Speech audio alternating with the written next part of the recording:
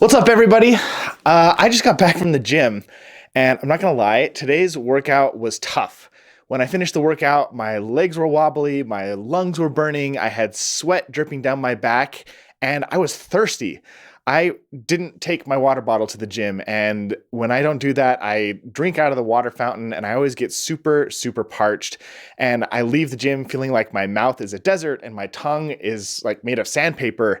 And hey, I'm sure you understand what that feels like. I'm sure you know what it's like to feel thirsty. It's like the only thing you can think of is where you're going to get your next drink of water. It's a totally normal problem to have if you're feeling thirsty. Now, I want to take a minute and imagine something. Let's suppose you came home just like me from the gym and you told your partner, "Oh my gosh, I am so thirsty." And then your partner responds by turning on the garden hose full blast and just like spraying you in the face and saying, "You need more water. Open your mouth, dang it. I'm trying to help you." And as your partner borderline waterboards you, you get super angry, you resist the water, and then you think, this is not helping. Another situation that could occur, like imagine this happening, is you walk in the door completely dehydrated and your partner rolls their eyes, pours themselves a glass of ice cold water and drinks it in front of you and says, "Ugh, if you just drank more water like me, you wouldn't always be so thirsty. You'd always do this. You always do this to yourself. You're never drinking enough water. It's no wonder you're always thirsty. Drinking water is easy if you just put your mind to it. See?" Once again, not helpful, not encouraging. This approach doesn't help you feel less thirsty. It just makes you feel guilty or like your partner is some sort of superior jerk. I have a third example now. So let's pretend that you walk in the door 99.9% parched and your partner has this tall pitcher of cold water in their hand and an extra glass. And you say, "Oh my gosh, that water looks amazing. I'm so thirsty." And they respond, "You know what? You should be more prepared. You know after a workout you're going to be thirsty. Go find your own water. I'm sick of sharing mine with you." They take a long drink and you just like look at them salivating with your chapped lips. So these scenarios, I'm not gonna lie, they're making me more thirsty just sharing them with you. But here's my point. Sometimes our partners suffer and struggle and they walk in the door and they hope for some relief. And the way that you offer your support or help them alleviate their suffering has a huge impact on the quality of your marriage. Sometimes, rather than helping them get what they need, what we do is we turn on the fire hose and we overwhelm them with solutions. Before they even get a chance to express what they need, we're slamming answers down their throats and emotionally suffocating them. Other times, we punish them for struggling in the first place. We guilt them for allowing things to get to this point. We chastise them for not being smarter, for not thinking ahead, and we berate them for being thoughtless. I do this all the time. It's one of my biggest weaknesses, and it's really hard. Another thing that we do is that we become resentful. We abandon our partner to fend for themselves. We shut down. We create a barrier between us and our partner, and we leave them feeling lonely and overwhelmed in addition to thirsty. So what's the alternative? How do you help your partner without making things worse? Well, here's a great recipe. Step number 1, be empathetic. Before you can help your partner solve a problem, you must understand what the problem is and how they're perceiving it. So before you offer solutions, ask questions like, "Wow, this sounds really tough. How's this affecting you?" Or, "What is your desired outcome here?" Or, "What have you tried?" Then listen for the answers. Repeat back what you hear so your partner knows you understand them. Step number 2, make an offer. Before just taking action, see if you can get your partner to ask for what would be most helpful to them. Try some of these questions. These are some of my favorites. Would you like some help? Sometimes your partner doesn't want any help. What can I do that would be the most helpful right now? Sometimes it might just be listening. Sometimes it might be problem solving, but asking will help give you clarity in what area they need support. Will you ask me if you need anything? I'm here for you. I say that to my wife all the time. Sometimes she just needs to know that I'm there, and then she needs to figure out her problems by herself. The third thing that you can do is show up.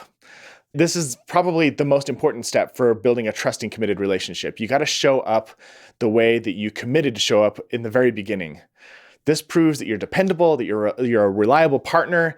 It creates a bond of safety and security between you and your spouse to be able to count on each other when things get tough. Whenever you commit to do something for your partner, do everything you can to follow through on that commitment. So next time your partner's struggling with something, make sure you're not fire hosing them, ignoring them, or hanging them out to dry. Be empathetic, be supportive, be reliable. Now for the big question. In what ways have you been less than helpful when trying to help your partner? What's your go-to bad habit?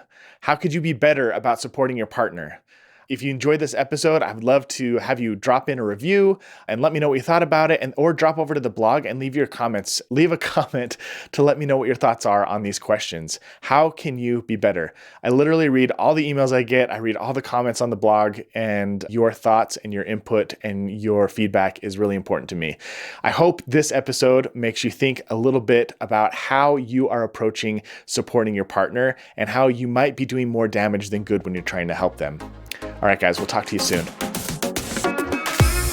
9 times out of 10, when I ask a couple what their biggest struggle in their relationship is, they say one thing: communication. Couples think they have a hard time communicating with each other, but as we dig a little bit deeper, typically what we find out is that they're not really bad communicators. Both individuals in the relationship know how to listen, they know how to speak, they do a decent job sharing their feelings. When we really get down to the brass tacks, what they really struggle with is having difficult conversations. Most of us aren't taught how to manage the big emotions that come up when we're having hard conversations. And what happens in a marriage is that when you fail enough times at having one of those big difficult conversations, whether it's finances or sex or raising kids or in-laws or a long list of other things, what happens is we start avoiding those conversations. And that's when people start doing what we call walking on eggshells, or they become glorified roommates, because there's all these different conversations that they have to avoid inside their relationship if their relationship is going to continue to function. They're sick and tired of having these emotional blow-ups and these perpetual arguments. Well, I got sick of hearing people complain about not being able to communicate or have these hard conversations.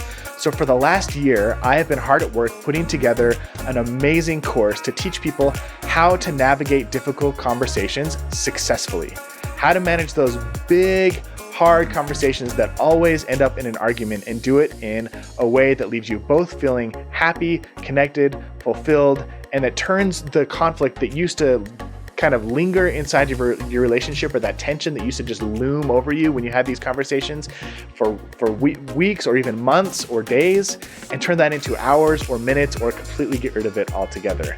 These are amazing research-based principles that I'm going to be teaching you. Every single lesson comes with a list of action items, things that you can go do to apply the things that you're learning right away. And the course is called Say What You Need to Say, and you can get access to it by going to talktoyourspouse.com.